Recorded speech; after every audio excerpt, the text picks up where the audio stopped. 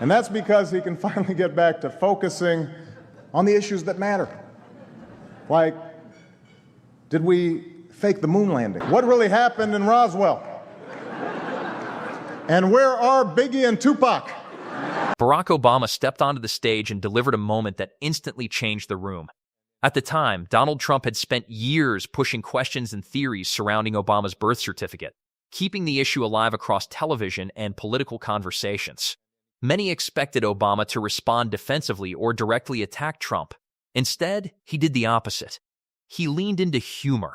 Obama looked toward Trump and joked that nobody was happier to finally put the birth certificate issue to rest than Donald Trump himself.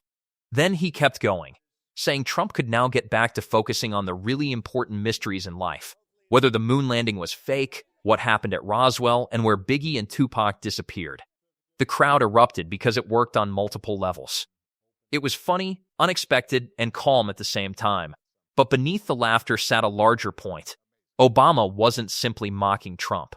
He was highlighting how years of political attention had been spent on a controversy many people believed should never have dominated headlines at all. And there was a lot of blame to go around, but you, Mr. Trump, recognized that the real problem was a lack of leadership.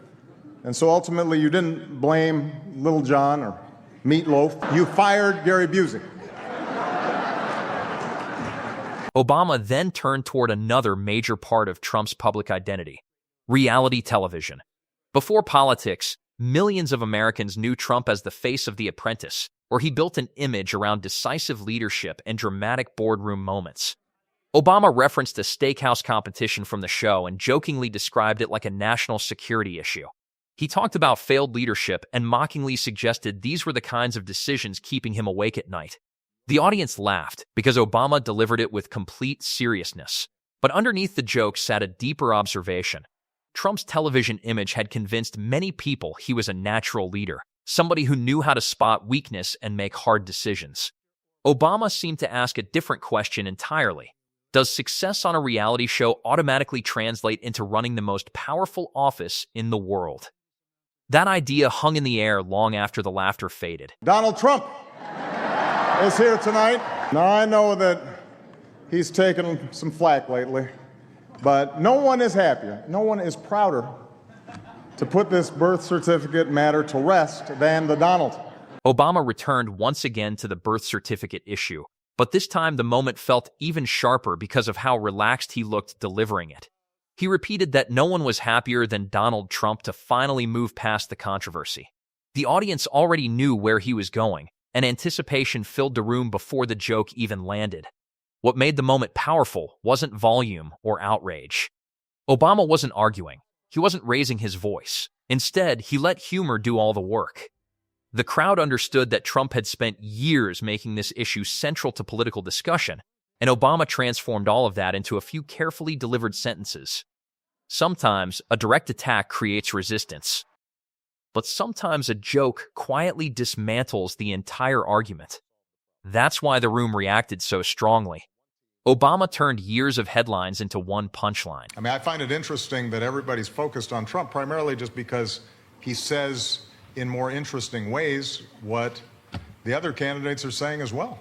Later, Obama shifted into a more serious point, and the energy inside the room noticeably changed. He said people focused heavily on Trump because Trump often said things in louder, more dramatic, and more attention-grabbing ways than everyone else. At first, it sounded like another joke, but then the room became quieter because people realized Obama was making a larger observation. He wasn't only talking about Trump. He was talking about politics itself.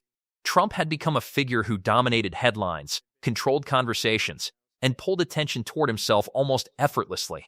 Obama seemed to suggest that style and spectacle were beginning to matter as much as policy. That idea felt bigger than one election or one person. And for a brief moment, laughter gave way to reflection. Winning, you gotta win. You know, I've watched a lot of people, leaders, great leaders. And, you know, the one thing about sports is you break it down into, a 2-hour period, something nice. You don't have to wait a lifetime to find out is somebody a winner or a loser. You got a lot of losers, mostly losers. Donald Trump often returned to one central belief throughout his public life: winning matters above everything else. He talked about life through competition: sports, business, politics, Almost everything became a scoreboard. In Trump's view, people were winners or losers, and success came from proving strength.